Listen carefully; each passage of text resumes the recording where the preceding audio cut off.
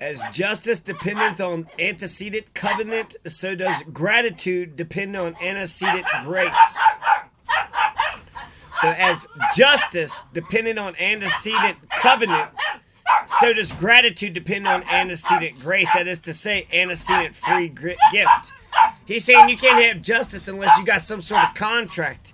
And if you want a contract with the government, you got to have a social contract with the government. That's a second law of nature. This is according to Hobbes. This is page 95. I'm just going to read 4 pages here.